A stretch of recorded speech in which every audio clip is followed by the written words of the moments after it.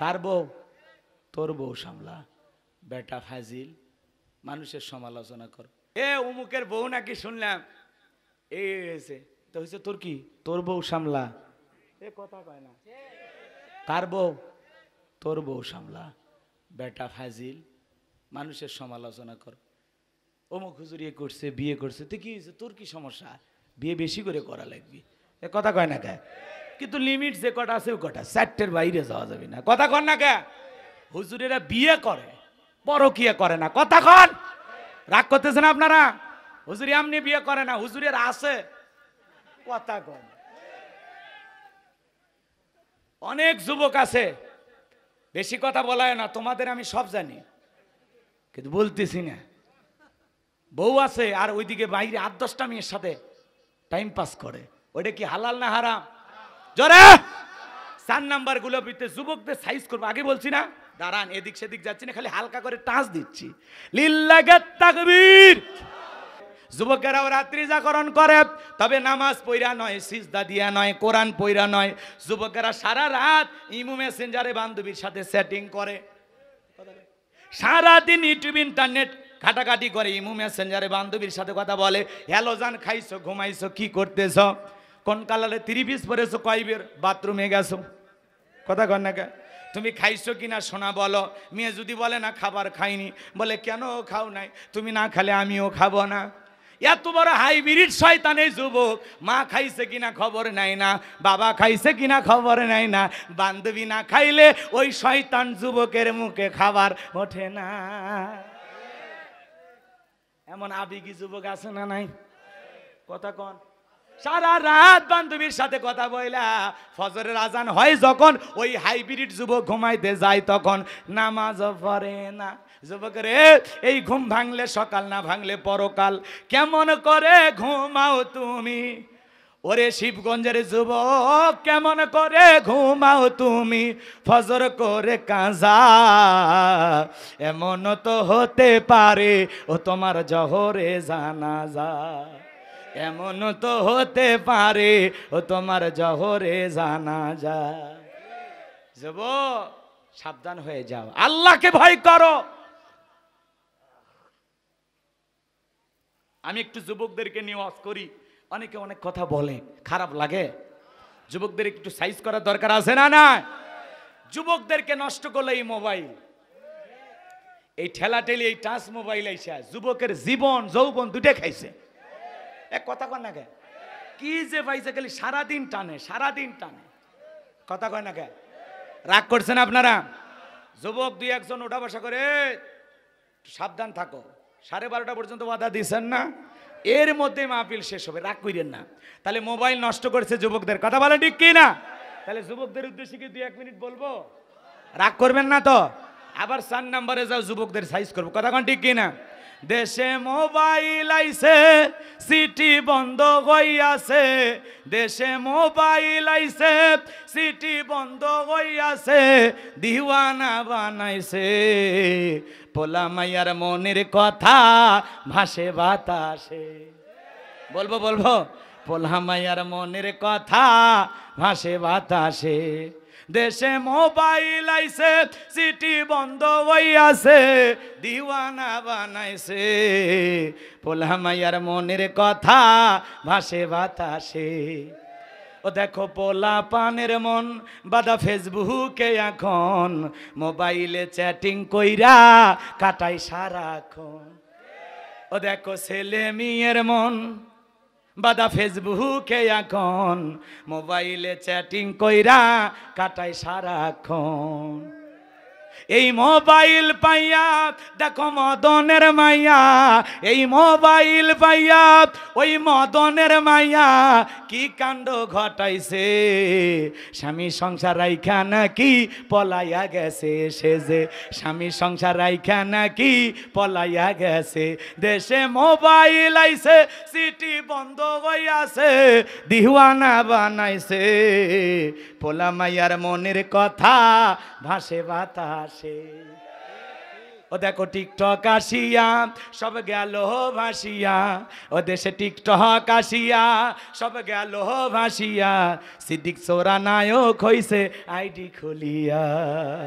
এই মোবাইলে হাই কি জাদু আছে ভাই, এই মোবাইলে হাই কি জাদু আছে ভাই, পোলা পান বুইজাছে পড়ালেখা তুইলা রাখছে সপ্তম আকাশে, লেখাপড়া তুইলা রাখছে সপ্তম আকাশে। দেশে মোবাইল আইছে সিটি বন্ধ হইয়াছে, দিওয়ানা বানাইছে পোলা মাইয়ার মনের কথা ভাসে বাতাসে। লিল্লাহি তাকবীর। খারাপ কিছু কইছি? যুগ উপযোগী কথা কোন ঠিক কিনা? এই জন্য অনেকে বলে গোলাম রব্বানী হুজুর গান গায়, এরকম গান দুই একটা আমি গাই, দাওয়াত দিলে দেন, না দিলে সমস্যা নাই। এই জন্য যুবকেরা যে কি খুশি হইছি আপনারা বুঝতে পারতেছেন না। লিল্লাহি তাকবীর। এ বাজান ভালো করে বোঝার চেষ্টা করবেন। মুমিন বান্দার 2 নাম্বার গুণাবলী, অনার্থক জিনিস কান দিয়ে শ্রবণ করা যাবে না। যুবক রে, কানের ভিতর ইয়ারফোন লাগায় গান শোনো, রূপবানে নাচে কমর দোলাইয়া, আল্লাহর ফেরেশতারা কবরে নে পিটাবে ঝোলাইয়া ঝোলাইয়া। সিরাজগঞ্জের এক যুবক কানের ভিতর ইয়ারফোন লাগাইয়া রেল লাইন দিয়ে হেঁটে যাইতেছিল, বাজান গো ট্রেন এসে ধাক্কা মেরে 3 টুকরা করে ধুয়ে গেছে। মরার পরেও কানের ভিতর ইয়ারফোন লাগানো ছিল। এখন যা কবরে যায় গান শোন, ফেরেশতারা তোর জাগা মতো বাদ্যযন্ত্র বাজায় দেবে। কথা বলেন ঠিক কিনা? যুবক রে, এই কান দিয়ে হক্কানি ওলামায়ে কেরামদের বয়ান শুনতে হবে, ওলামায়ে কেরামদের কণ্ঠে কোরআনুল কারীম তেলাওয়াত শ্রবণ করতে হবে, ইসলামী সঙ্গীত শুনতে হবে, এই কান দিয়ে ভালো ভালো কথা শুনতে হবে। অশ্লীল কথা, অশ্লীল গান বাজনা শ্রবণ করা যাবে? ওই গান শুনতে শুনতে যুবক তোমার যদি মৃত্যু হয় আল্লাহর কাছে কি জবাব দিবা? হারাম কাজ করতে করতে যদি কারো মৃত্যু হয় তার ঠিকানা জাহান্নাম। কথা কি বোঝা গেল? পিকনিকে যায়, গাড়ির উপরে বক্স নিয়ে গান বাজায়, স্বপ্ন ভরে যাচ্ছে, ভালো কথা, গান কেন বাজাইতে হবে? স্বপ্ন ভরে যাচ্ছে, ভালো কথা, বান্ধবীর সাথে কেন যায়? এদেরকে সাইজ করবে খালি মন চাচ্ছে বারবার, এদের কথা খালি বারবার আসতেছে। রাগ করতেছেন আপনারা? এই পিকনিক পার্টি হইতে সাবধান। পুরুষ পুরুষের সাথে যাবে, নারী নারীর সাথে যাবে। কথা কয় না কে? আলাদা আলাদা যাওয়া লাগবে, এক জায়গায় হলেই ভেজাল। কথা কয় না কে? পরে পার্কে ঘোরাঘুরি বাদ দিয়া ওরা পার্কের সিপাই বৈশা বাদাম ফাটাবে। কথা কন ঠিক কিনা? বাদাম ফাটাইয়া ছেলেটার মুখে দেয়, ছেলেটা খায়। কিছুক্ষণ খাইতে খাইতে বলে বান্ধবী আর খাওয়া যাবে না, বলে আরেকটু খাও, বাদামে অনেক পুষ্টি। পার্কে যায় পুষ্টি ম্যাডাম সেই যে গেছে। কথা কন ঠিক কিনা? এমন মহিলা আছে না নাই?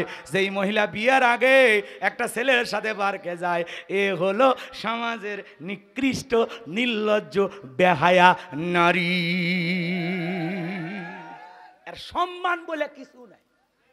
এ কথা কন, এই যে তোর সাথে একাই যায় তা না, আরো 2-4 জন থাকতে পারে, একটু অপেক্ষা করো। মুমিন বান্দার 2 নাম্বার গুণাবলী, মুমিন বান্দা সেই কথা বলবে যে কথা বললে সব হয়। মুমিন বান্দা সেই কাজ চালু করবে যে কাজ চালু করলে সব হয়। মুমিন বান্দা সেই জিনিসগুলো শ্রবণ করবে যেটা শুনলে সব হয়। এক কথায় সব আছে যেখানে আর গুনাহ আছে যেখানে। তাহলে আল্লাহর ভয়ে সকল গুনাহ থেকে বেঁচে থাকবো তো ইনশাআল্লাহ। এইবার মুমিন বান্দার 3 নাম্বার গুণাবলী, ওয়াল্লাযীনা হুম লিয-যাকাতি ফাঈলুন। মুমিন বান্দার 3 নাম্বার গুণাবলী, আল্লাহ যদি মুমিন বান্দাকে নেশাব পরিমাণে সম্পদের মালিক বানায় দেয়, মুমিন বান্দাকে আল্লাহ যদি ধনী বানায় দেয়, মুমিন বান্দা সক্রিয়ভাবে হিসাব করে করে কয় লাখ টাকার কয় হাজার টাকা যাকাত আসবে, কয় কোটি টাকার কয় লাখ টাকা যাকাত আসবে, হিসাব করে করে মুমিন বান্দা বছরে যাকাত দেবে কয়বার?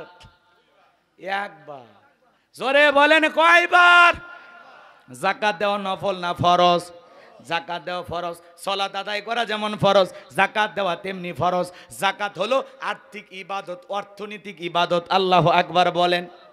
এদিক মনোযোগ দিয়ে শোনেন, যাকাত আল্লাহ কেন দিলেন?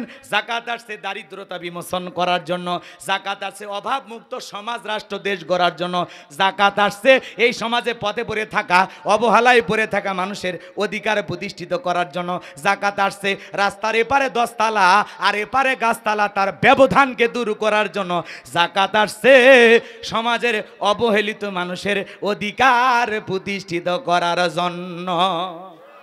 এই জন্য বাজান গো আমার, যাকাত ভিত্তিক অর্থনীতি চালু করা লাগবে। কিন্তু বাংলাদেশের অর্থনীতি যাকাত ভিত্তিক না সুদ ভিত্তিক। এই সুদ ভিত্তিক অর্থনীতি হালাল না হারাম? এই হারাম অর্থনীতি দিয়া কিয়ামত পর্যন্ত কেউ দারিদ্র মুক্ত বাংলাদেশ গড়তে পারবে না। দারিদ্র মুক্ত বাংলাদেশ গড়তে হলে যাকাত ভিত্তিক অর্থনীতি চালু করা লাগবে। কথা কয় না? আচ্ছা বলেন তো, সুদ হালাল না হারাম? জানেন না আপনারা? ওয়াহাল্লাল্লাহুল বাইআ ওয়া হাররামার রিবা। আল্লাহ ব্যবসাকে হালাল করেছেন, সুদকে করেছেন হারাম। কথা কয় না কে? ব্যবসা করলে পুঁজি বৃদ্ধি পায়, আর অনেকে মনে করে সুদ দিলে তো টাকা বাড়ে। কারেন্ট সুদ, 1 সপ্তাহে এত টাকা দিতে হবে, এরকম সুদ আপনাদের এলাকায় অবশ্য নাই। না, শিবগঞ্জ কিছু এলাকায় সুদ নাই, আমি এটা মোটামুটি গ্যারান্টি দিয়েই বলতে পারি। এ ভাই, যারা সুদ খায়, সুদ দেয় নেয়, এই যে মানুষগুলো কেন করতেছেন এটা? এ টাকা কি করবেন? কথা কয় না। হালাল ইনকাম করেন। সুদের বৃদ্ধিকে আল্লাহ ধ্বংস করে, আর দান সদকার বৃদ্ধিকে আল্লাহ বহুগুণ বাড়ায় দেয়। সুবহানাল্লাহ বলেন। আপনি মনে করতেছেন চাক চক করতেছেন, টাকা সব ধ্বংস করে দিবেন কে? কে কে? এই জন্য দয়া করে হারাম কোন পথে আমরা উপার্জন করব না। শুড বি হালাল, হালাল উপার্জন করব, হালাল পথে ইনকাম করব, মনে থাকবে তো ইনশাআল্লাহ। বাপ রে বাপ, চাচার কাছে যদি টাকা চায়, চাচা 1000 দেন, জোর ভাতিজা টাকা নাই, টাকা পাবে কই? চাচা দেন না, চাচা আপনার বৌমাকে একটু ডাক্তার দেখাবো। চাচা, এই ছেলে টাকা নিয়ে ঘুরতেছি আমি। টাকা চাইলো আর পাইলো। কয় চাচা আপনি কি মনে করেছেন ফাও ফাও টাকা নেব? একটা সপ্তাহের জন্য দেন না চাচা, আপনার বৌমাকে ডাক্তার দেবো। 5000 দেন চাচা, 1 সপ্তাহ পরে 6000 দেবো। তখন বলতে চাই, ছেলে টাকা আমার নাই, কিন্তু ব্যবস্থা করা যাবে, তোমার চাচিমারা আছে। কথা কয় না? তুমি যেহেতু বলছো বিপদে পড়ছে, আসো সহযোগিতা করি, 1 সপ্তাহ পরই দিবে তো? কথা ঠিক? হ্যাঁ ঠিক থাকবে। 5000 দিল, 1 সপ্তাহ পর কত?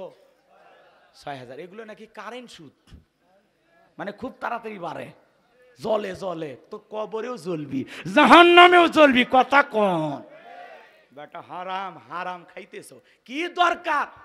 না খায় মরে যা, তাও হারাম খাস না রে বেটা। কথা কয় না? কি করবা, কি করবা? রাগ কইরেন না, রাগ কইরেন না। এজন্য হালালের ভিতরে বরকত আছে। আচ্ছা বলেন তো, বাংলাদেশে কুকুর দেখেননি আপনারা? Mister dog. কথা কয় না? চেনেন? চেনেন? আচ্ছা এরা বছরে বাচ্চা দেয় কটা? 4, 5টা, 8, 10টা। এগুলো যদি জীবিত থাকতো, কুকুরের জ্বালাই গ্রামে হাঁটা যাইতো? হ্যাঁ, জম্মের হওয়া হয়, জম্মের মরা মরে। আর গাভী বাছুর দেয় কটা বছরে? কয়টা? একটা। তাও এই গ্রাম যদি খোঁজা যায়, কি 150-200 গরু পাওয়া যাবে না? তার মানে হালালে এত বরকত। প্রতিদিন বাংলাদেশে লক্ষ লক্ষ গরু জবাই হয়, কুরবানিতে কয়েক লাখ জবাই হয়। এরপরে এত খাওয়া খায়, কিয়ামত পর্যন্ত কোনোদিন গরু খাওয়া শেষ করতে পারবো? কোনোদিন কি মিডিয়া দেখছেন এইবার গরুর অভাবে অনেক কুরবানি দাতা কুরবানি দিতে পারেনি? তার মানে হালালে আল্লাহর সংখ্যাই কম, কিন্তু এর খুব বরকত দিছে, বান্দা কিয়ামত পর্যন্ত খায়া শেষ করতে পারবে না। এই জন্য আমরা বলবো, সুদভিত্তিক অর্থনীতি দেখায়া, মাথা পিছু আয় দেখায়া কোনো লাভ নাই। আমরা চাই যাকাত ভিত্তিক অর্থনীতি চালু করে যদি আমরা এদেশের অর্থনীতিকে পরিবর্তন করে দিতে পারি, তাহলে আসল সফলতা। অনেক মন্ত্রণালয় আছে, একটা যাকাত মন্ত্রণালয় চালু করা লাগবে। আর দেশের বিজ্ঞ বিজ্ঞ ইসলামিক স্কলার, দিনের দায়ী আলেমদের কাঁধে এই যাকাত মন্ত্রণালয়ের দায়িত্বভার দেওয়া লাগবে। ওই গোমসর ডালসর রাস্তাঘাটে ব্রিজের টাকাসর ওই হাইব্রিড নেতাদেরকে দেওয়া যাবে না। ওরা পাইলে সব টাকা বিদেশে পাচার করবে। বেগম পাড়ায় বাড়ি বানায়া সেলফি দিলে ঘুরতেছে, স্বরাষ্ট্রমন্ত্রী পার্কে ঘুরতেছে ভারতে, কি সুন্দর মুখে দাড়ি, মনে হয় ভারতের দেওবন্দ মাদ্রাসার মুআতামিম। দাড়ি পছন্দ করতো না, বাংলাদেশে সেভ করে ঘুরতো। এখন স্বরাষ্ট্রমন্ত্রী গোপন ক্যামেরায় ধরা পড়ছে, কিছু নেতা কর্মী পরিবারের সাথে আনন্দের সময় কাটাচ্ছেন। এই সেই স্বরাষ্ট্রমন্ত্রী যার সামনে পুলিশ ভিডিও নিয়ে যায়, বলে স্যার একটারে গুলি করি, একটাই মারা যায় স্যার, একটাই যায়, বাকিগুলো যায় না স্যার, এটা কেমনে ঠেকাবো? কয় আরো গুলি কর। এরা সেই নেতা। আর তাদের কথা বললে এক শ্রেণীর মানুষ যদি কষ্ট পায়, ওই কষ্ট পাইলে কিন্তু আমাদের খারাপ লাগে। এত দয়া কে, তো কথা কয় না, এত দয়া কে? দেশের মানুষের জীবন শেষ করে দিল। এই দেশের মানি গেম খেলা ব্যাংকের টাকা সব লুটপাট করে নিয়ে গেল, দেশের রিজার্ভ শূন্য করে দিল, তলা বিগিন চুরি বানাইয়া পাহাড় পরিমাণ বিদেশি ঋণ বাংলাদেশে চাপাইয়া দিয়া সব পালিয়ে গেল। তারপরে আপনি বড় বড় কথা বলেন? বেটা বেশি কথা বলবি না, সাবধান করে দিয়ে যায়। এ কথা কন না কে? মন্ত্রীরা সব কোথায় গেল, এমপিরা সব কোথায় গেল, কোথায় কাদের কাকা? ওদের সারা দেশটা বড় লাগে ফাঁকা ফাঁকা। আইন মন্ত্রী আটকে গেল আইনেরই ফাঁকে, দাড়ি সারা দরবেশকে ভণ্ড ভণ্ড লাগে। বেটা F R Rahman, Salman F Rahman দেখেননি? দাড়ি কাটিয়ে একেবারে মুসি মেতরের মতো, আর সিয়ারা দেখে মনে হচ্ছে মুসলমান। এরা বলে দরবেশ। এরা দরবেশ না শয়তান? কথা কন। এই সালমান এফ রহমান আবার বলে কোরআনের কিছু কিছু জায়গায় সমস্যা আছে। বেটা তোর চরিত্রে সমস্যা, তোর মাথায় সমস্যা। কোরআনের সমস্যা, তোর বিশাল পণ্ডিত হয়ে গেছ। ও আবার বলতেছে আমাকে ছেড়ে দেন, দেশ ঠিক করে দেব। তোর ঠিক করা লাগবে, তোকে সাইজ করা লাগবে। কথা কন ঠিক কিনা? এরা দেশের 12টা বাজে দিছে। এস আলম গ্রুপ এ দেশের অর্থনীতি ইসলামী ব্যাংকে ধ্বংস করে দিছে। কথা বলে ঠিক কিনা? ইসলামী ব্যাংক আমাদের ব্যাংক। কথা কন না কে? একটা জনগণের আস্থার জায়গা। এদেশে ওরা জোর করে বসে সব টাকা লুটপাট করে নিয়ে গেছে। এই দেশের অর্থনীতি যারা ধ্বংস করে দিল, তাদের পক্ষে ছাপাই গাও। এ কথা কন না কে? কি কথা চলবে? বিরক্ত হইন না, বাস্তবতার আলোকে একটু ঝাড়া লাগবি। মনে অনেক ক্ষোভ জমে আছে। কথা কন ঠিক কিনা? খালি আল্লাহ মাথা গরম করবেন নিষেধ করছে, মারবেন নিষেধ করছে, তাছাড়া আমি তো কথা কই বুঝা গেছে। ঠান্ডা থাকলাম, আইনের হাতে ছাড়িয়ে দিলাম, দেখি আইনে কি বিচার হয়। সাংবাদিক কি জানো ওনার নাম? আমার দেশ পত্রিকার সাংবাদিক মাহমুদুর রহমান, ওনাকে জেলখানায় গ্রেফতার করে রাখা হয়েছে। উনি এই স্বৈরাচারী জালেম শাসকের নির্যাতনের শিকার, দেশের বাইরে ছিলেন। উনি দেশে আসা মাত্রই আদালতে সম্মান দেখাইয়া তিনি হাজিরা দিতে গেছেন, তাকে জেল হাজতে পাঠানো হয়েছে। আসিফ নজরুল, তিনি আইন উপদেষ্টা, তার কাছে আমরা অনুরোধের ভাষাই বলবো, এদেশের একজন গর্বিত সাংবাদিক মাহমুদুর রহমানকে দ্রুত ছেড়ে দিতে হবে। সকল মামলা প্রত্যাহার করে তাকে জামিনে মুক্ত করে দিতে হবে। কথা বলেন ঠিক কিনা? এরা সাহসী কলম যোদ্ধা, এদেশে তাদের অবদান আছে। কথা কয় না? মাহমুদুর রহমান সাহেবকে ছেড়ে দেন। ভালো ভালো যত মানুষ এখনো জেলখানা আছে সবগুলোকে ছেড়ে দেন। কথা কয় না? মিজানুর রহমান আজারি ভাই দেশে এসেছে, যারা বিএনপি করে এরা চাই তারেক রহমানও দেশে আসুক, নাকি কন? নিয়ে আসেন, সমস্যা নাই। এন পরিবেশ ঠান্ডা আছে। কথা কন ঠিক কিনা? রাগ করতেছেন অনেকে। আমি একটা ওয়াজ করেছিলাম, রাগ করতেছেন স্ট্যাটু নিয়ে। এই যে জয় সাহেব গেঞ্জি পরে, দেখেননি আপনারা? কথা কন না কে? দুই সাইডে দুইটা দেখছেন আপনারা? টেটু না টাটু ভাই? আচ্ছা, স্ট্যাটু বলেন আর টেটু বলেন আর ট্যাটু বলেন, যেটাই বলেন। তো এই গেঞ্জি পইরা এগুলো খেলোয়াড় বা যারা বিদেশি ক্রিকেটার ফুটবলার, এদের শরীরে এই চিহ্নগুলো দেখা যায়। কথা বলেন। তো উনি একজন মুসলিম নেতা, জয় সাহেব আমাদের এদেশের ভবিষ্যৎ প্রধানমন্ত্রী হতে পারে, নাকি কন? ওনারা আশা করতেছেন। কথা কয় না ভাই?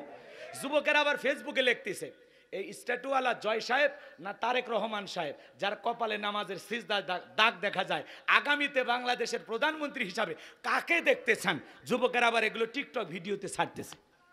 সেইটা দেখে আমি যুবকদের নিয়ে এই আলোচনা করেছিলাম যে যুবকেরা যাকে যোগ্য মনে করবে সে আগামীর প্রধানমন্ত্রী হবে। দুটাই এই দেশের দুই প্রধানমন্ত্রীর সন্তান। কথা বলেন না কেন? জয় সাহেবকে যদি কারো ভালো লাগে প্রধানমন্ত্রী হিসাবে নেন। উনি প্রথমে বললেন আমার মার জীবনে কোনোদিন রাজনীতিতে ফিরবে না। এখন আবার বলতেছে না আমরা দেশ থেকে পালিয়ে আসছি, আমরা আবার যাব। উনি তো একবার বললেনই চট করে ঢুকবেন, আসেন, আসলে আপনাদের দেশ, এদেশে থাকার আপনাদের অধিকার আছে, এ কথা কয় না? ওনারা আসলে আমাদের আপত্তি আছে? আসার পরে কই থাকবেন, কি করবেন, সেটা ওনাদের ব্যাপার, যারা উপরে আছে তারা বুঝবে। কথা কয় ঠিক কি না? দেশ থেকে গেলেন কেন, কে বলছে আপনাকে যেতে? আসেন আপা, আসেন। কথা ওই যে কল রেকর্ড দেখছেন না? তো আমি এই স্ট্যাটু নিয়ে আলোচনা করেছিলাম যে জয় সাহেবকেও অনেকে প্রধানমন্ত্রী হিসেবে দেখতে চায়, আবার জনাব তারেক রহমান, তার কপালে নামাজের সেজদার দাগ দেখা যায়, বিদেশে আছে বহু বছর ধরে, জুলুমের শিকার, ওই জায়গায় হয়তো বা সলাত আদায় করে, নামাজের মধ্যে একটা কপালে কালো দাগ দেখা যায়, সবাই বলতেছেন না ইনি নামাজি নেতা। কথা বলেন ঠিক কিনা? তো আমরা তো চাই মুসলিম বলে যে পরিচয় দেবে, অবশ্যই তার উপরে 5 ওয়াক্ত সালাত আদায় করা ফরজ। কথা বলে ঠিক কিনা? জয় সাহেবের ওপরও নামাজ আদায় করা ফরজ, জনাব তারেক রহমানের ওপরও নামাজ আদায় করা ফরজ। কথা বলে ঠিক কিনা? তারা নামাজি নেতা হবে, এটা আমরা চাই, জনগণ ঠিক করবে। কথা বলে ঠিক কিনা? জনাব তারেক রহমানকে যদি জনগণ প্রধানমন্ত্রী বানায় আমাদের কোনো আপত্তি আছে? বগুড়াবাসীর আপত্তি নেই। আবার যদি জয় সাহেব এই দেশে এসে নির্বাচনের মাঠে জনসমর্থন তৈরি করিয়া আবারও যদি ওনারা এই দেশের প্রধানমন্ত্রী হয় আমাদের আপত্তি নাই, আসেন মাঠে, আসেন, খেলা হবে। বিদেশে পড়ে থাকে খেলতে চাইলে হবে না। কথা কন ঠিক আছে? আগামীতে এই দেশের প্রধানমন্ত্রী কে হবে এদেশের জনগণ ঠিক করবে। 15 বছর মানুষ সিল মারতে পারে নাই, এইবার মানুষ তার মনের নেতাকে সিল মারবে।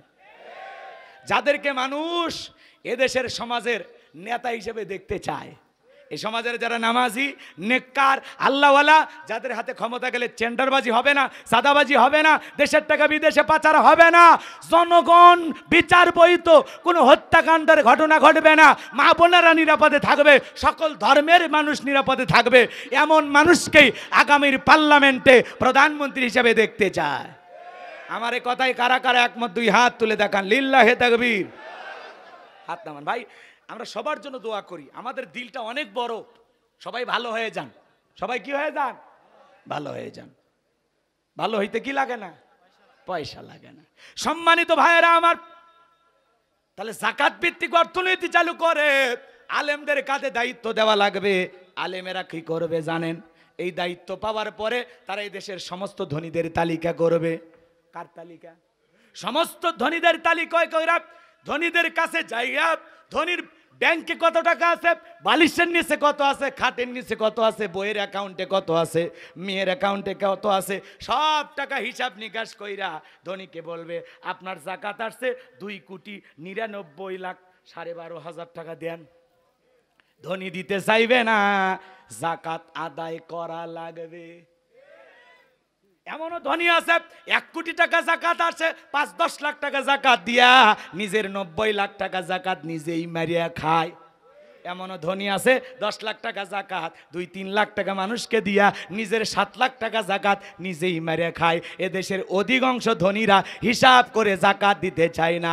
এই জন্য বাংলাদেশে যাকাত ভিত্তিক অর্থনীতি চালু করে ধনীদের তালিকা করে যাকাত আদায় করে যাকাত কালেকশন কইরা আবার গরিবদের তালিকা করে যাকাতের যে 8টা খাতের কথা আল্লাহ বলেছেন, এই খাতের আওতাভুক্ত যারা যারা হয় তাদের তালিকা করে যাকাত বন্টন করে যদি দেওয়া হয়, এইভাবে 10 বছর যাকাত আদায় করা আর যাকাত যদি বন্টন করা হয়, 10 বছর পরে বাংলাদেশে যাকাত খাওয়ার জন্য একজন গরিব মানুষও খুঁজে পাওয়া যাবে না। চিৎকার মেরে বলেন আল্লাহু আকবার। আপনার যাকাত আসছে 5 লাখ টাকা, 10 জন 20 জন 50 100 জনকে দিন না, এই ছেলেকে 1 লাখ টাকা দেন, দিয়ে একটা অটো ভ্যান কিনে দেন, এর ভাগ্যের উন্নতি হয়ে যাবে, ওর একটা কর্মস্থানে ব্যবস্থা হবে, ওর বেকারত্ব দূর হবে। কথা বলেন ঠিক কিনা? এই ছেলেটা বসে আছে, ওরে যাকাতের 1.5 লাখ টাকা দিয়া সোনার পাড়া বাজার একটা দোকান দিয়ে দেন, ও দোকানদারি করে ভাগ্যের চাকা ঘুরাবে। কথা বলেন। বিধবা মহিলার শাড়িতে কি লাভ? কিছু মানুষ এমন শাড়ি লঙ্গি দেয়, 5,000 শাড়ি লঙ্গি নিয়ে আসছে, অমুক নেতা সারাগালি বদনা, স্কুল মাঠে মানুষ হয়ে গেছে 50,000। কথা কয় না? ঠেলা ঠেলি গুতাগুতি করে কয়েকজন মারা গেছে।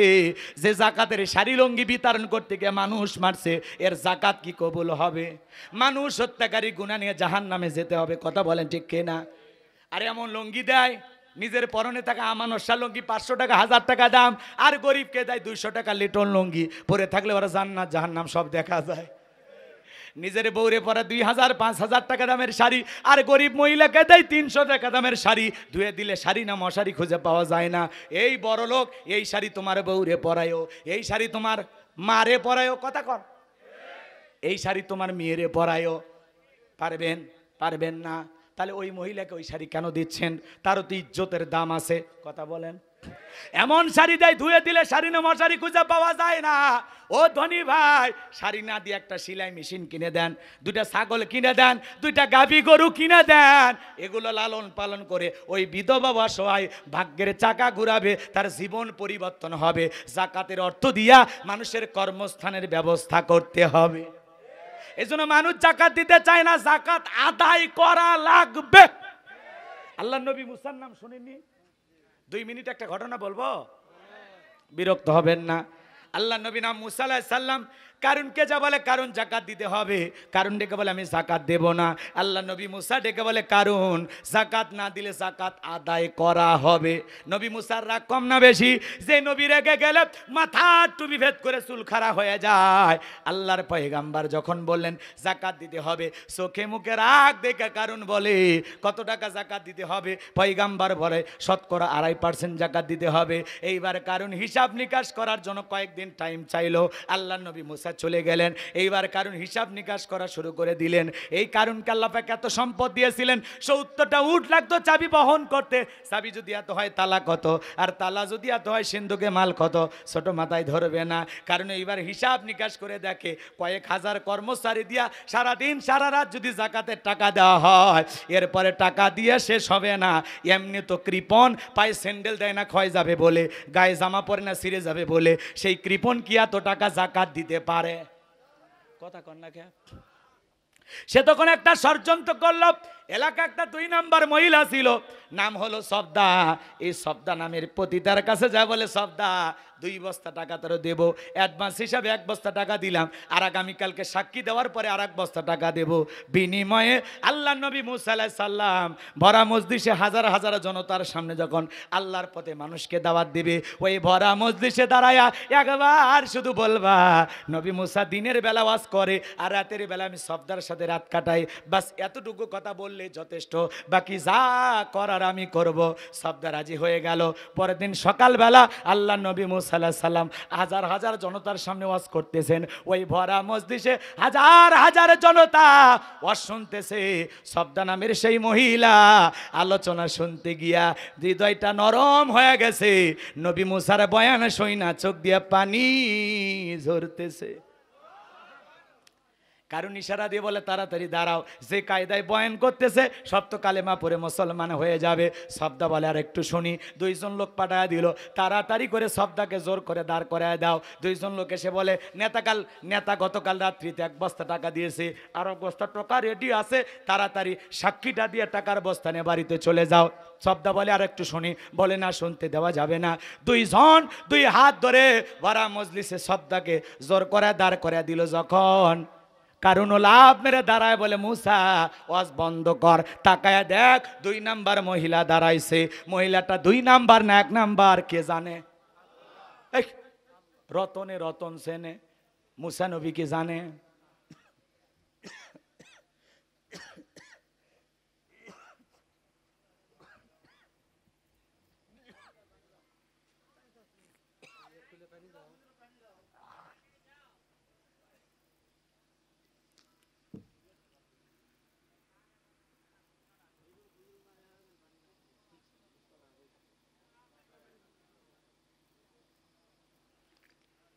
কষ্ট হয় বাজান?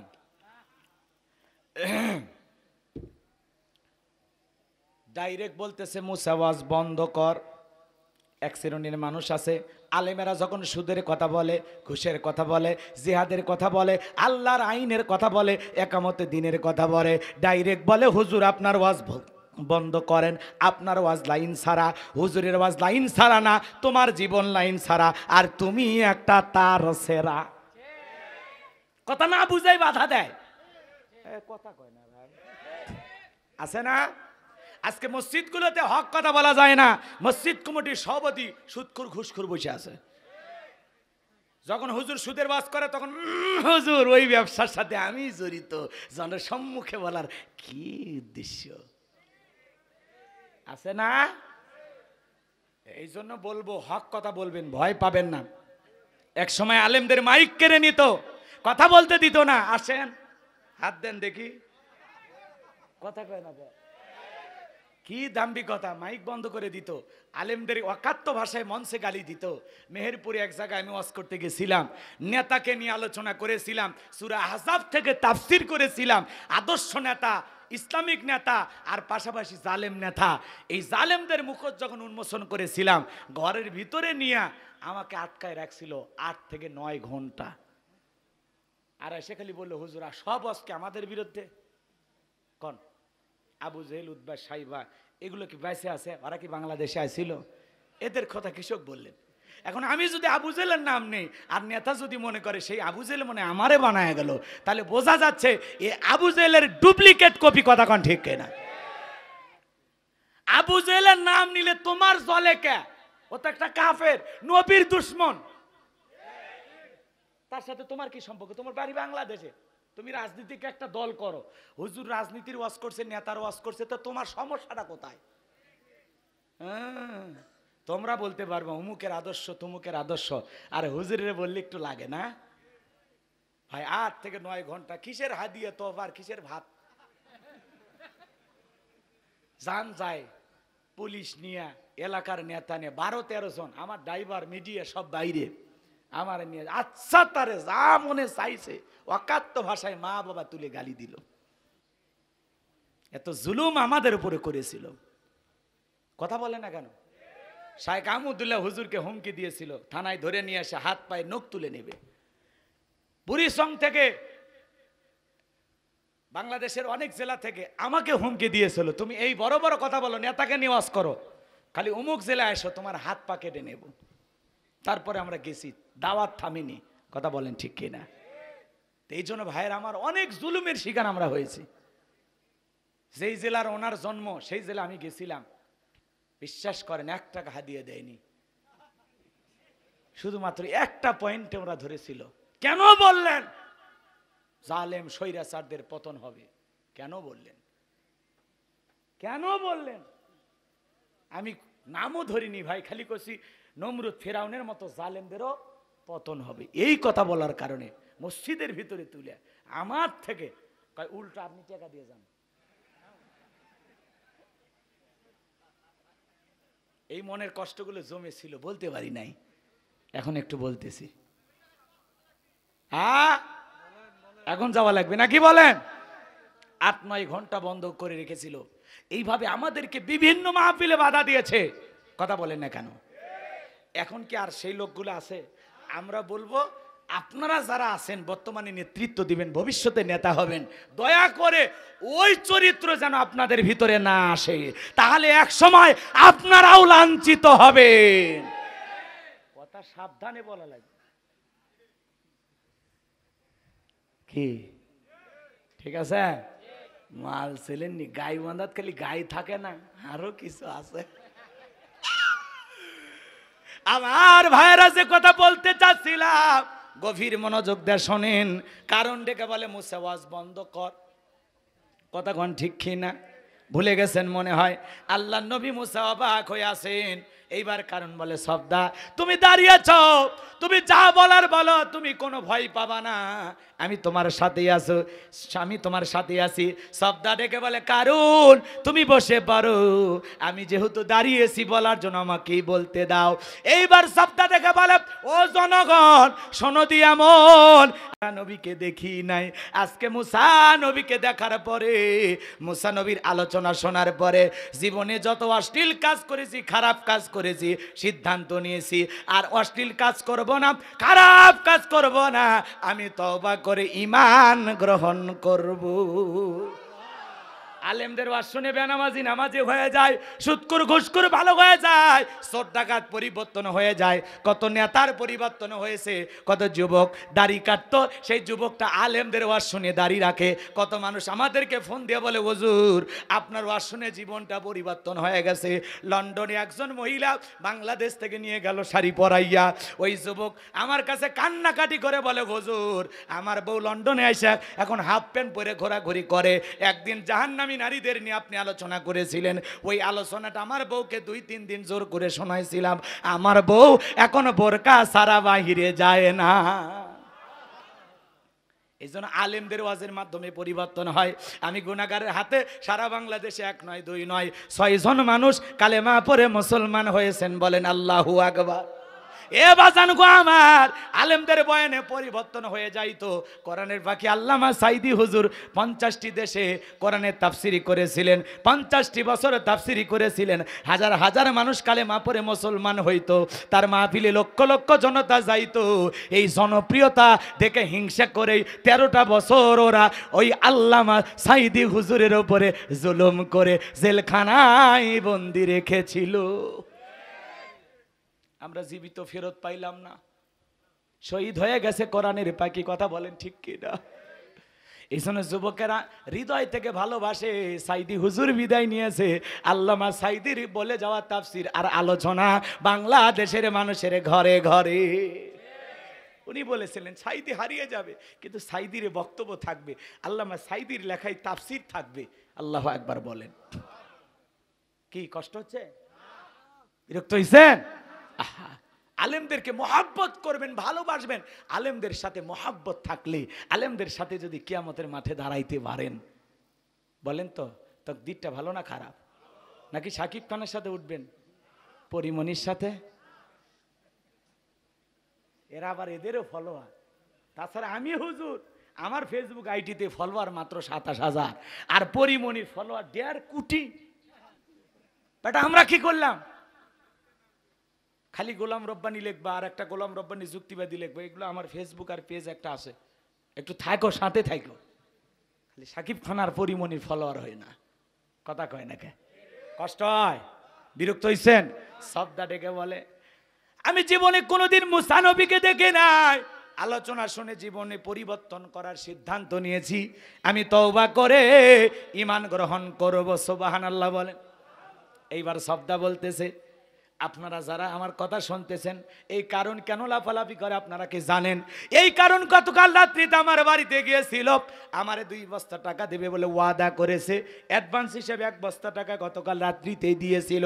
আজকে সাক্ষী দেওয়ার পরে আর 1 বস্তা টাকা দেবে, বিনিময়ে আমাকে এই সাক্ষী দিতে হবে মুসা নবী দিনের বেলা ওয়াজ করে আর রাতের বেলা আমি শব্দার সাথে রাত কাটাই। কিন্তু আপনাদেরকে সাক্ষী রেখে বলতেছি, মুসা নবীর চরিত্র ফুলের চাইতে পবিত্র।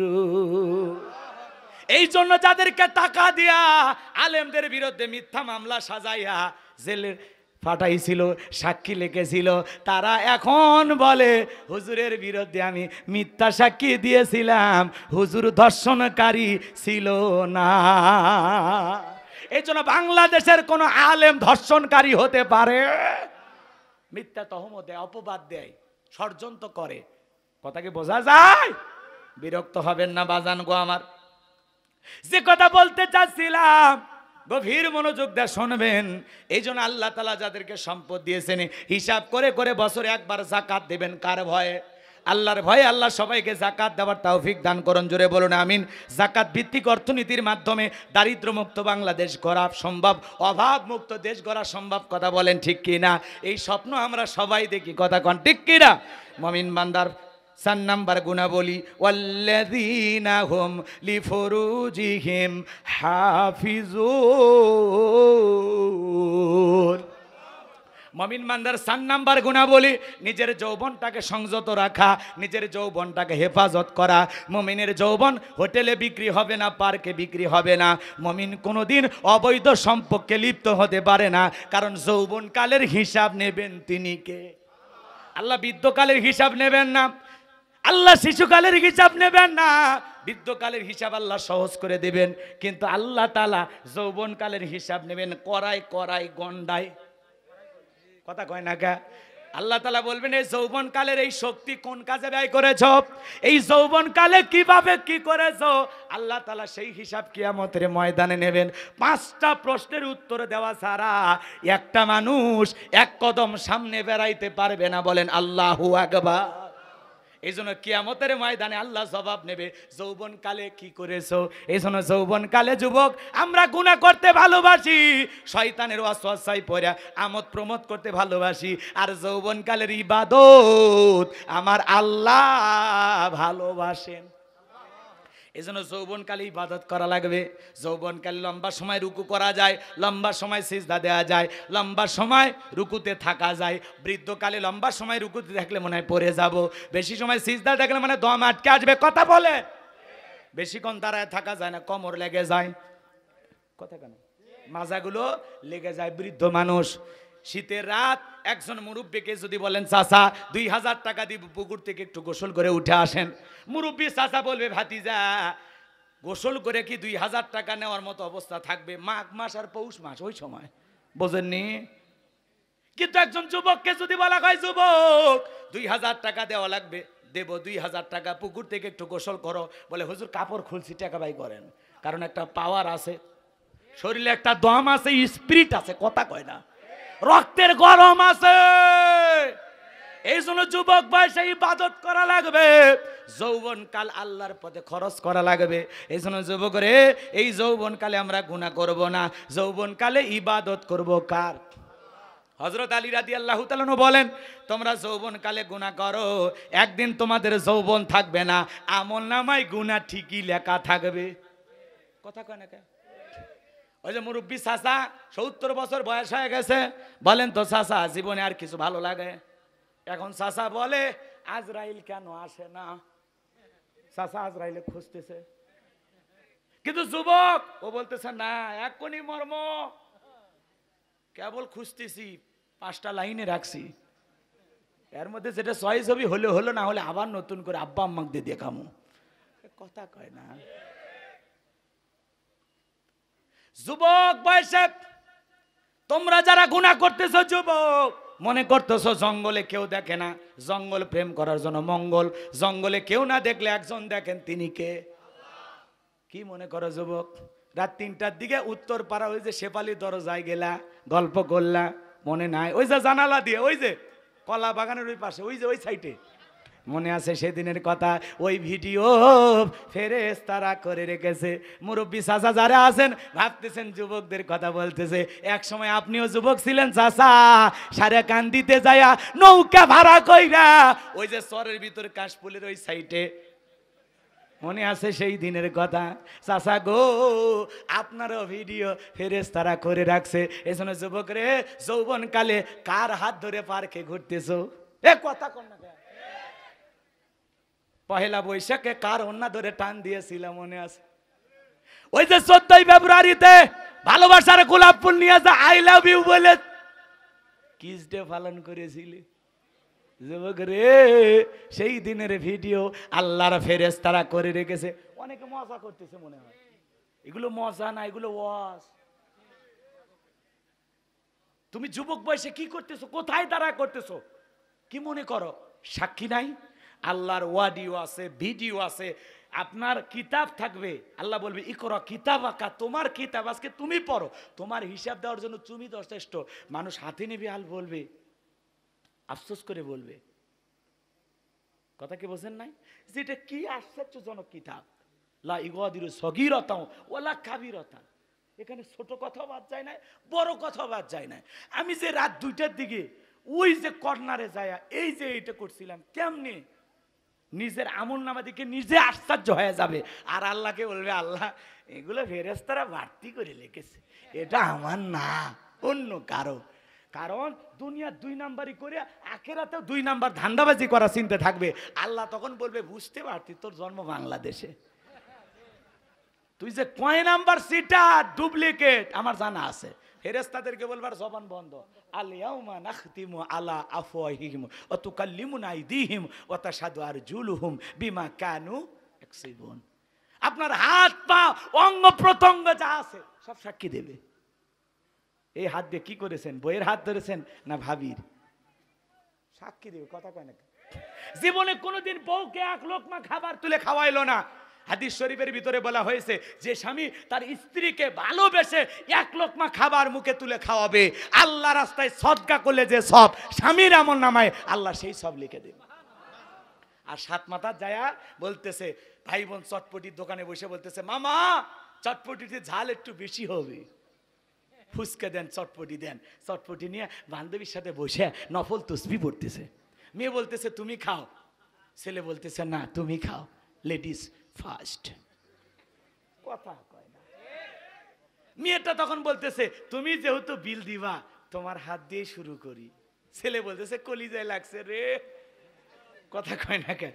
এইবার ছেলে নিজের হাতে ফুসকা তুলে বান্ধবীর মুখে তুলে খাওয়াইছে। নিঃসন্দেহে আমলনামায় কয়েক হাজার নেকি লেখা হয়েছে। সব না গুনাহ? বৈধ না অবৈধ? হালাল না হারাম? এখনকার যুবকেরা কি স্মার্ট জানেন? পাগল হয়ে যাবেন। ডাব একটা কিনে মেয়ের মুখে পাইপ, ওই পাইপ নিয়ে দিছে কোন জায়গায়? ডাবের মুখে। আবার এই ছেলে মেয়ের মুখে পাইপ লাগাইয়া নিজে খাইতেছে। কি পদ্ধতি! পানি পরিষ্কার করে খাইতেছে। হাই রে যুবক, এদেরকে সাইজ করা লাগবে। কথা কোন ঠিক কি না ভাই? আপনারা কি বিরক্ত হচ্ছেন?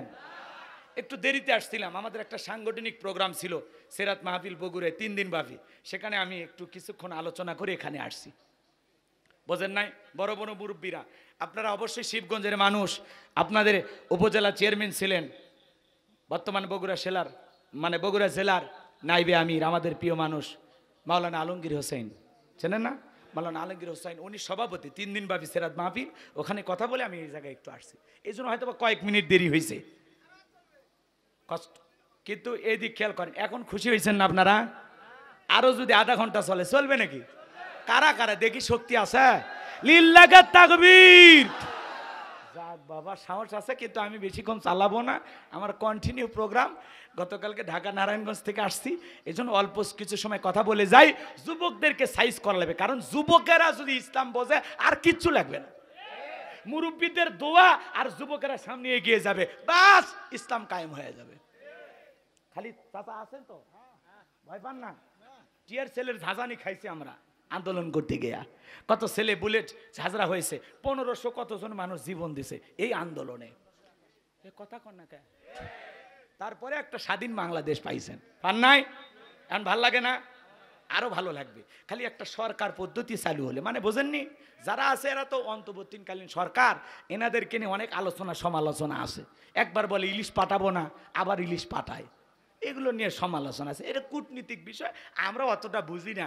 আবার ওই ভারতের একটা রিপাবলিক বাংলার একটা সাংবাদিক আছে, এই তো মলম পার্টি। ওই যে একজন সাংবাদিক দেখছেন না রিপাবলিক বাংলা, এই যে দেখেন বাংলাদেশে কি হচ্ছে, এই যে এই পাশে দেখেন, এই যে এই মাত্র দেখেন মন্দিরে আগুন লাগছে, এই যে দেখেন বাড়ি ঘর পোড়ায় দেওয়া হচ্ছে। এর মানে কথা কন না কে? হ্যাঁ, এরে বাংলাদেশের যুবকেরা টল করে বলতেছে এটা মলম পার্টি।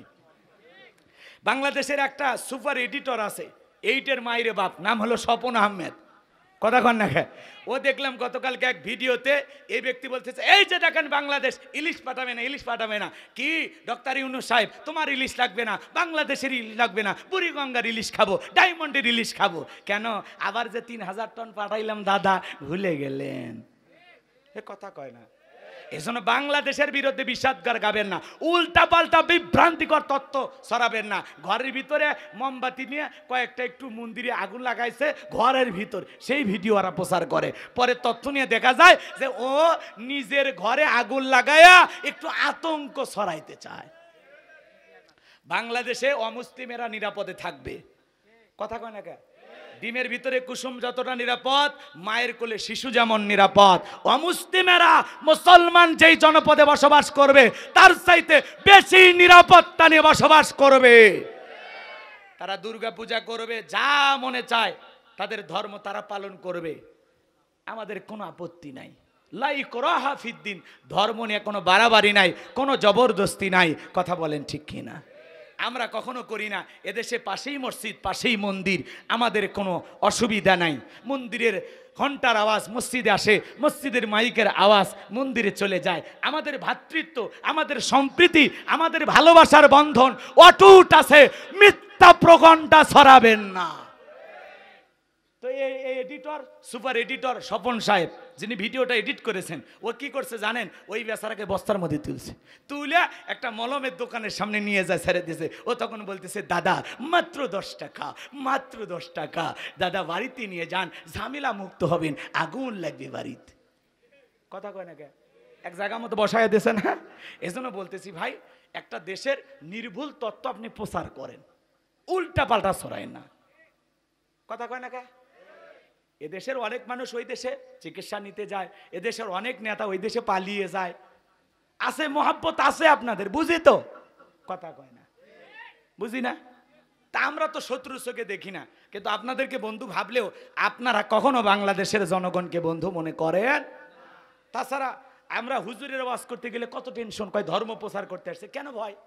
ওই দেশে তো 45 লাখেরও না, 45 কোটিরও বেশি মুসলমান বসবাস করে। আমি ভারতের প্রায় 12টা জেলা সফর করেছি, অসংখ্য মাহফিলে গেছি, কয়েক বছর ধরে আর যেতে দেয় না, ঝামেলা করে। তো বলছি, দাদার পাওয়ার কমে গেলে যাব না। কথা কয় না কেন? কষ্ট হচ্ছে আপনাদের? এই জন্য ভাইয়ের আমার, এই দেশের বিরুদ্ধে মিথ্যা প্রচার করবে, আমরা এটা মেনে নেব। আবার ওই দেশে নবীর বিরুদ্ধে কথা বলার কারণে দেখেন ওই দেশের কোটি কোটি মুসলিমেরা রাজপথে আন্দোলন করতেছে। নবী বিদ্বেষী, নবীর সেই দুশ্মনের ফাঁসি আমরা দেখতে চাই। নবীজির অপমানে যদি না কাঁদে তোমার মন, মুসলিম নয় তুমি মুনাফিক, নবীজির দুশ্মন। যুবক মনে থাকবে, তোমাদের রক্তের উপরে ইসলাম প্রতিষ্ঠিত হবে একদিন ইনশাআল্লাহ। তোমাদের রক্ত ইসলামের জন্য দিতে রাজি আছো তো ইনশাআল্লাহ? কোন কোন যুবক তোমার জীবন যৌবন ইসলামের জন্য খরচ করবা? 2 হাত তুলে দেখাও, লিল্লাহি তাকবীর। তাহলে এই যৌবন কালের সময় আমরা কার ইবাদতে কাটাবো? বেশি বেশি করে ইবাদত করবো তো ইনশাআল্লাহ। অনেক আলোচনা আছে, আর এদিক সেদিক করবো না। 5 আর 6 নাম্বার গুণাবলী, ওয়াল্লাযীনা হুম লিআমানাতিহিম ওয়া আদিহিম রাউন। 5 নাম্বার গুণাবলী, আমানত রক্ষা করা। এ জীবন আমানত, ছেলে মেয়ে আমানত, স্ত্রী সন্তান আমানত, ওস্তাদের কাছে ছাত্র ছাত্রী আমানত, ইমামের কাছে মুসল্লি আমানত, বক্তার কাছে শ্রোতারা আমানত। এজন্য ভাইয়ের আমার, আমানত রক্ষা করতে হবে, আমানতের খিয়ানত করা যাবে। 6 নাম্বার, ওয়াদা প্রতিশ্রুতি রক্ষা করা। মুমিন মুখে যা বলবে, অন্তরে তা বিশ্বাস করবে, কাজে তা বাস্তবায়ন করবে। মুমিন কোনোদিন প্রতিশ্রুতি ভঙ্গকারী হতে পারে? ওই মাইক ধরে হ্যান করবো ত্যান করবো নানান ওয়াদা দেয়, কিন্তু বাস্তবে পালন করে না। এমন ফাঁকা বলি আর নেতাদের কণ্ঠে আমরা শুনতে চাই। খেলা হবে বলে মাঠ ফাঁকা করে ফেলে যায়, এদের বক্তব্য আমরা আর শুনতে চাই? যা বলবেন সত্য বলবেন। 7 নাম্বার, ওয়াল্লাযীনা হুম আলা সালাওয়াতিহিম ইউহাফিজুন। মুমিন বান্দার 7 নাম্বার গুণাবলী, যারা নিজেদের সালাত যত্ন সহকারে আদায় করে, আল্লাহ তাআলাকে রাজি খুশি করার জন্য আদায় করে। যে ব্যক্তি আসরের নামাজ পড়ে মাগরিব পর্যন্ত মসজিদে মনটা টাঙানো থাকে, মাগরিব পরে এশা পর্যন্ত মসজিদে মনটা টাঙানো থাকে, একাই শুধু নামাজ পড়ে না, স্ত্রী সন্তানদেরকে নিয়েও নামাজ আদায় করে। আল্লাহ সূরা তাহরিমে বলেছেন, হে ঈমানদারগণ, নিজেরাও জাহান্নামের আগুন থেকে বাঁচো, তোমার আহাল পরিবার পরিজন যারা আছে তাদেরকেও জাহান্নামের আগুন থেকে বাঁচানোর চেষ্টা করো। একটা পরিবারে 4 জন সদস্য, সবাই যদি নামাজ পড়ে ভালো লাগে না খারাপ লাগে? পৃথিবীর সফল বাবা তারা, যে বাবা নিজের ছেলের হাত ধরে মসজিদে নিয়ে গেছে, ছোট ছোট বাচ্চাদেরকে মসজিদে নিয়ে যাবেন। মুরব্বী যারা আছে, ছোট বাচ্চা দেখলে ধমক দিবেন না, ভালো ব্যবহার করবেন। ছোট্ট বাচ্চা মসজিদে গেলে ট্যাপের পানি নষ্ট করে, কাতারের ফাঁক দিয়ে দৌড়ঝাঁপ করে, একটু গল্প গুজব করে, দাড়ি ধরে টান মারে। ছোট্ট বাচ্চা, তার স্বভাব একটু দুষ্টমি করা। ছোট 8-10 বছরের বাচ্চা দুষ্টমি করবে, এটাই স্বাভাবিক। ছোট্ট বাচ্চা দুষ্টমি করবে না। আপনি কি 70 বছরের মুরব্বী লাফালাফি করবেন? আপনি লাফালাফি করলে আপনার শরীরের সব ঠিক থাকবে? তো এই জন্য ছোট বাচ্চা মসজিদে গেলে অনেক জায়গায় ধমক দেয়, এটা থেকে বিরত থাকতে হবে। ছোট বাচ্চাদেরকে বুকে টানতে হবে। আজকের শিশু আগামীর বাংলাদেশ। ছোট ছোট বাচ্চারা যদি মসজিদমুখী হয়ে যায়, আপনি মারা যাবেন, ভবিষ্যতে এই বাচ্চারা মসজিদ আবাদকারী হবে। কথা বলে ঠিক কিনা? আমাদের ভবিষ্যৎ প্রজন্ম নামাজি হোক। আপনারা চান তো? আপনারা বিরক্ত হচ্ছেন না? আর কত চালানো যাবে না। এদিক খেয়াল করেন, পরিবারের সবাইকে নামাজি বানাবেন তো ইনশাল্লাহ, নামাজি বানাবেন তো ইনশাল্লাহ। এই 7টা গুণাবলী যদি অর্জন করতে পারেন, উলাইকা হুমুল ওয়ারিসুন আল্লাযীনা ইয়ারিসুনাল ফিরদাউস হুম ফিহা খালিদুন। আল্লাহ বলেন তারা উত্তরাধিকারী হবেন জান্নাতুল ফিরদাউসের, সেখানে তারা চিরকাল বসবাস করবেন। আল্লাহ কোনোদিন জান্নাত থেকে বের করে দেবেন না। চিৎকার মেরে বলুন সুবহানাল্লাহ। এই 7টা গুণাবলী বাস্তব জীবনে কারা কারা আমল করবেন, হাত তুলে আল্লাহকে দেখান। শেষবারের মতো, 1 নাম্বার আল্লাহর ভয় নিয়ে নম্রতার সহিত বিনয়ের সহিত সেজদা দেব, 5 ওয়াক্ত নামাজ পড়ব। 2 নাম্বার অনার্থক কথা বলবো না, অনার্থক কাজ করব না, অনার্থক জিনিস শুনবো না। যেটা বলবো বললে যেন সব হয়, ভালো কথা বলবো, প্রয়োজন যতটুকু বলবো ততটুকু। অর্থকরী সম্পদ আল্লাহ দিয়েছে, ভালো কাজের জন্য ব্যয় করব। কান দিয়া ভালো কথা শুনবো। 3 নাম্বার আলোচনার সারমর্ম, এতক্ষণ তো অনেক শুনলেন। 3 নাম্বার আল্লাহ সম্পদ দিলে প্রত্যেক বছর হিসাব করে জাকাত দিব। জাকাত দিলে ধনীর ধন কমে না বাড়ে? বাড়ে। 4 নাম্বার যৌবনকালের এই সময়টা খুব কঠিন, আল্লাহর জন্য ইবাদতে কাটায় দেব। শয়তানে ধোকায় পড়ে অশ্লীল কোনো কাজ করব না, পরকীয়া প্রেম করব না, নারীর ছলাকলায় ভুলবো না। এদেশের নারীরা যুবকদের মন নিয়ে খেলা করে, এরা যুবকদের ভালোবাসে না। কথা বলে ঠিক কিনা? যে যত দামি গিফট করে তারে তত ভালোবাসে। এই জন্য যুবক তোদের পায়ে হাত দিয়ে বলি, খবরদার খবরদার, কোনো নারীর ছলনার ফাঁদে, প্রেমের জালে, মায়ার জালে একবার যদি পা আটকে যায়, ফান্দে পড়িয়া বগা কান্দেরে সারা জীবন কেঁদেও ওই কালনাগিনীর বিষাক্ত সবল থেকে তোরা বাঁচতে পারবি না। এই জন্য নারীদের কথা বিশ্বাস করে তাদের প্রেমে হাবুডুবু খাওয়া যাবে। বিয়ে করবা, পিতামাতা পছন্দ করে বিয়ে দেবে যেখানে বরকত আছে। এখনকার যুবকেরা স্মার্ট, বাড়িতে এসে বলে আব্বা অমুক মেয়েকে আমি পছন্দ করেছি, রাজি থাকলে 1 সাবুন, না হলে 2 সাবুন। এখন পিতামাতা রাজি হয় না, পালিয়ে যায়, বিয়ে করে। কয় মাস পর আর ওই সংসার হয় না। ওই যে দেখলেন না কোন জেলার যুবক, এ কথা কয় না, দেখলে না তোমরা? এক যুবক গতকালকে 1.5 মণ দুধ দিয়ে গোসল করছে, বউ চলে গেছে দেখে। এই জন্য প্রেম করে বিয়ে করেছিল।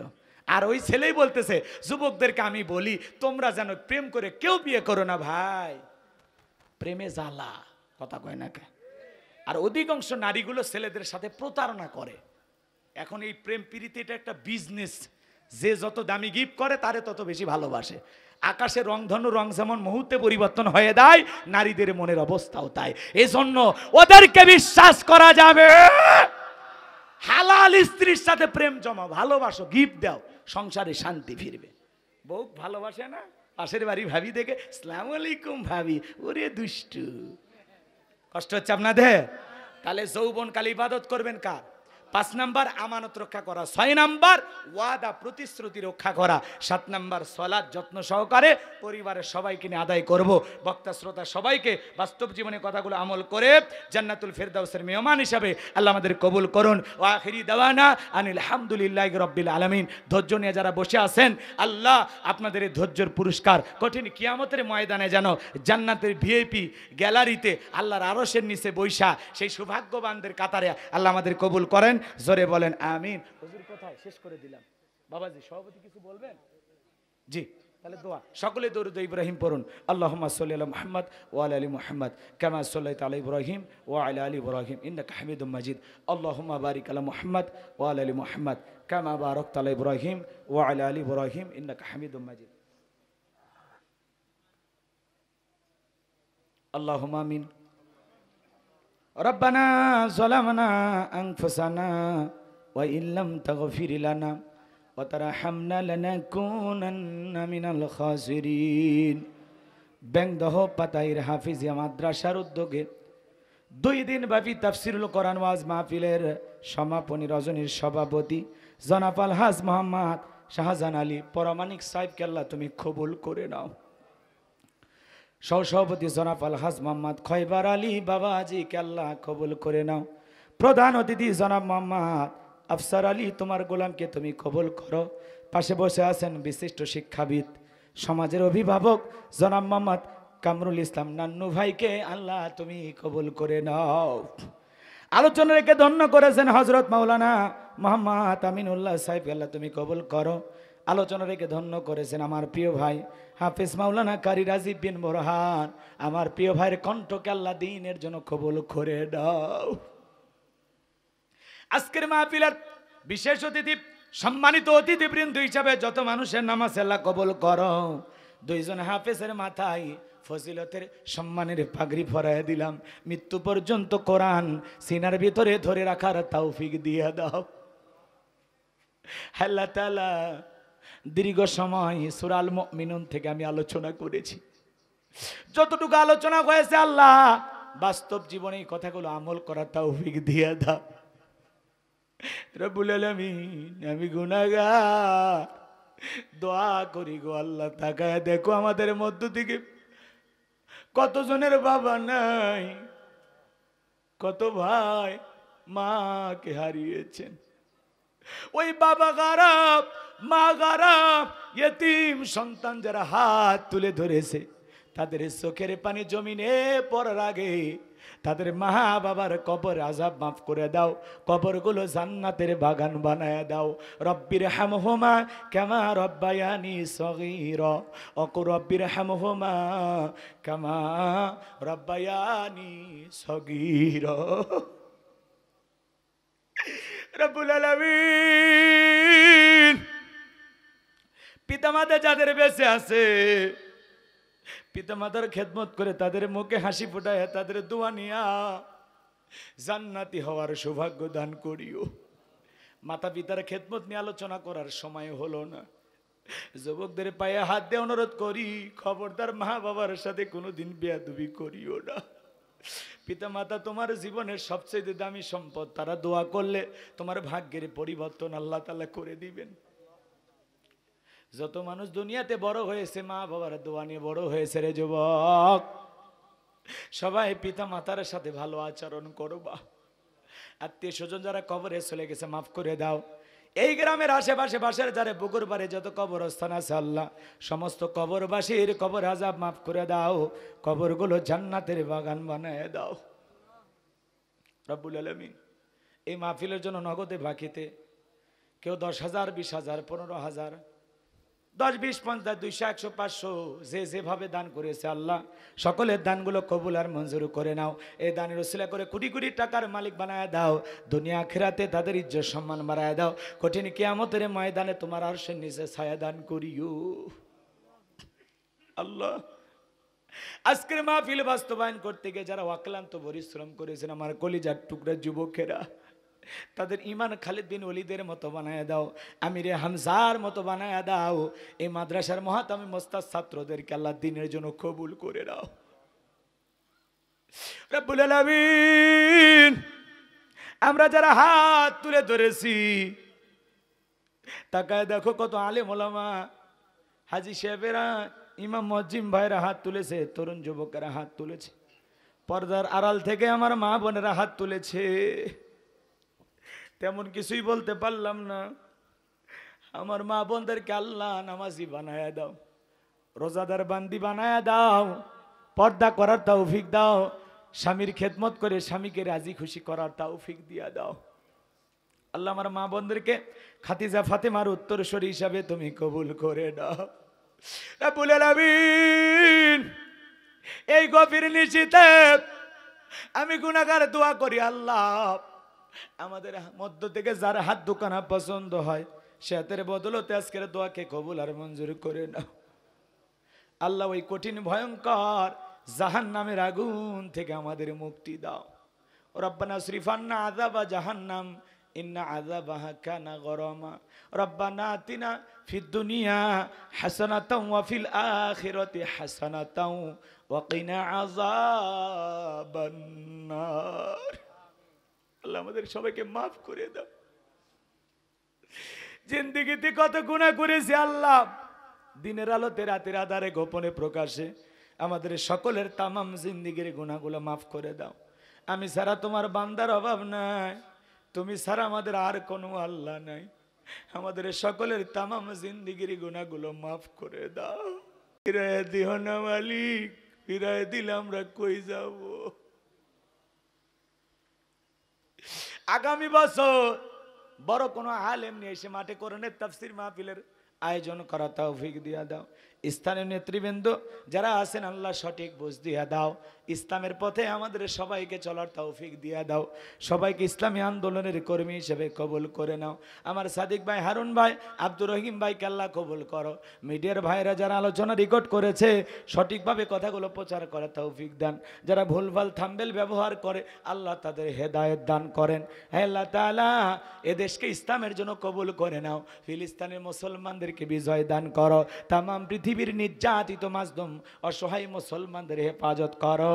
বাংলাদেশের মসজিদ মাদ্রাসা হক্কানি উলামা ইকরামদের কবুল করো।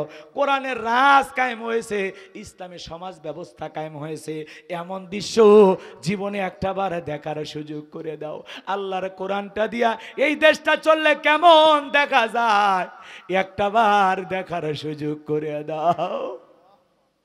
আল্লাহ এই দেশকে ইসলামের জন্য কবুল করো। এ দেশের উপর খাস রহমত বরকত নাজিল করো। দেশি বিদেশি সকল ষড়যন্ত্রের হাত থেকে আমাদের প্রিয় মাতৃভূমি এই ৫৬,০০০ বর্গ মাইলের বাংলাদেশকে আল্লাহ রক্ষা করো। আল্লাহ এই দেশকে হেফাজত করো। এ দেশের প্রশাসনের ভাইদেরকে সঠিকভাবে দায়িত্ব পালন করা তৌফিক দাও। স্থানীয় সমস্ত মানুষদেরকে কবুল করে নাও। দূর দূরান্ত থেকে গাড়ি ভাড়া করে কষ্ট করে যারা আলোচনা শোনার জন্য এসেছে, আল্লাহ সবাইকে নিরাপদে বাড়ি পর্যন্ত পৌঁছার তৌফিক দান করুন। সবাইকে আপনার রহমতের চাদরে আবৃত করুন। জীবনে কোনোদিন এলাকাবাসীর সাথে যদি আর দেখা না হয়, আল্লাহ এই মুখগুলো জান্নাতের সিঁড়িতে পরিচয় করায় দিও। আল্লাহ আমার মাদ্রাসাকে কবুল করে নাও। পাশাপাশি মসজিদ কবরস্থান বানানোর স্বপ্ন দেখেছি, আল্লাহ এই স্বপ্নগুলো পূরণ করে দিও। সুবহান রাব্বিকা রাব্বিল ইজ্জাতি আম্মা ইয়াসিফুন ওয়া সালামুন আলাল মুরসালিন ওয়ালহামদুলিল্লাহি রাব্বিল আলামিন। জীবনে একটাবার সোনার মক্কা মদিনায় কবুল করে নিও। যে মাসে মরণ দিবা, মাসটা যেন রমজান মাস হয়। যে দিনে মরণ দিবা, দিনটা যেন জুমার দিন হয়। নামাজের সিজদারত অবস্থায় মৃত্যু দিও। কোরআন পড়তে পড়তে মৃত্যু দিও। ইসলামকে প্রতিষ্ঠিত করার জন্য রাজপথে জীবনটা বিলানোর তৌফিক দিয়ে দিও। যখন মৃত্যুর সময় উপস্থিত হয়ে যাবে, জীবনের শেষ বাক্য দয়ার নবীকে দেখতে দেখতে আমাদের জবানে জারি করে দিও, লা ইলাহা ইল্লাল্লাহু মুহাম্মাদুর রাসূলুল্লাহ সাল্লাল্লাহু আলাইহি ওয়া সাল্লাম। আসসালামু আলাইকুম ওয়া রাহমাতুল্লাহি ওয়া বারাকাতুহু।